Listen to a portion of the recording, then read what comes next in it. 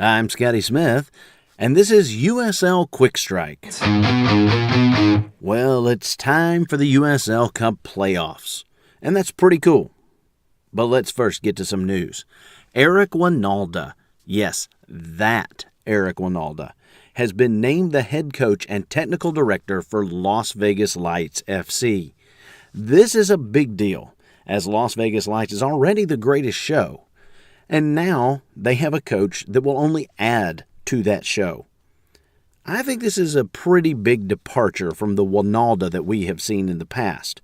Winalda was seen by many, many people in the independent soccer movement as the voice or maybe even the figurehead for that movement, particularly around the U.S. soccer presidential elections. Now Winalda has joined the single entity structure that is USL. This is a big departure from his independent, renegade-type spirit that we've seen in the past. But maybe he wants to get out of all the chaos, just concentrate on a team and do everything he can to make that team successful. He's lived in Las Vegas in the past, and this could be a really, really good marriage between a team that seems to have a fantastic infrastructure and great marketing skills, and a coach and technical director who really and truly loves the game and wants it to be successful in America. I'm just interested to see what happens. Of course, everything continues to be about FC Cincinnati in the Eastern Conference. They finished 11 points clear of their arch-rivals Louisville City, and they are coming into the playoffs with a full head of steam. Ironically, they drew the team that has given them the toughest time on the pitch in recent weeks, Nashville SC. Saturday was a 3-3 thriller, a back-and-forth affair that provided great entertainment, for one thing, but also showed a team challenging FC Cincinnati. True, Nashville was playing for their playoff lives, and FC Cincinnati had already wrapped up the championship of the regular season, but it was really fun to watch. We're going to see those two play again this weekend, this time in Cincinnati, and as we all know, FC Cincinnati is very, very good at home. That match will take place 3 p.m. Memphis time, Saturday, October the 20th. Elsewhere in the Eastern Conference, Pittsburgh Riverhounds will take on Bethlehem Steel in an all-Pennsylvania affair, and that'll begin at 6 p.m. down by the river. Charleston Battery takes on New York Red Bulls 2, or as I like to say, Red Bull Reserves. That also will take place at 6 o'clock on Saturday night. And Louisville City will play Indy 11 at 6:30. It'll be interesting to see how this all plays out. I'm predicting all top four seeds come away with victories. And now that I've said that, there's absolutely no way that will happen. The action in the Western Conference actually starts tonight.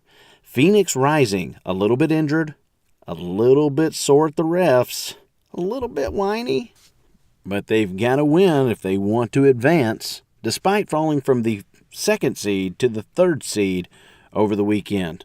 In fact, they played this exact same team that they're going to be playing. They're going to be playing Timbers Reserves Friday night, and that match will take place at 9:30 Memphis time. It'll be an interesting match because Portland won over the course of the weekend. That's part of it. But you might be seeing a Phoenix team with a lot of unknowns as far as which ones of their top players will play. Again, the injuries kind of started to build up at the end of the year, and they are not in top form. But all bets are off here in what is often called the second season, and we will see if Phoenix has the firepower to win on Friday night and advance in the USL playoffs. I'm going to give them the benefit of the doubt and say that's exactly what they'll do. Give me Phoenix Rising 2-0. Salt Lake Reserves will play Saturday at 4 o'clock against Reno 1868. Monarchs are stumbling a bit after leading the Western Conference for about 80% of the season.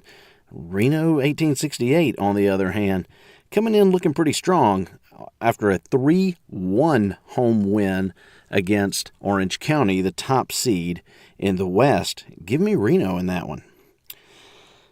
Orange County does play on Saturday night as well. They'll play against St. Louis FC.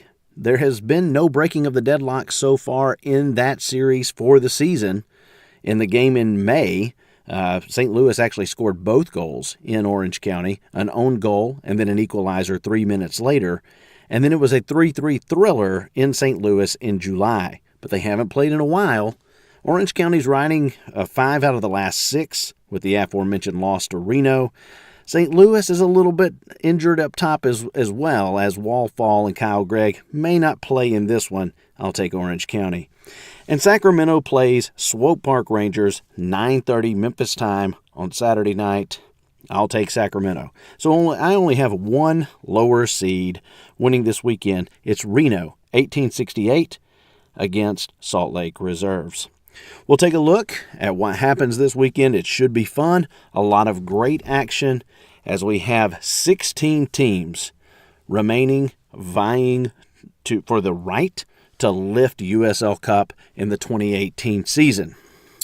And all of these matches will be available on ESPN Plus or wherever you illegally download and pirate USL matches. Enjoy your soccer, everybody.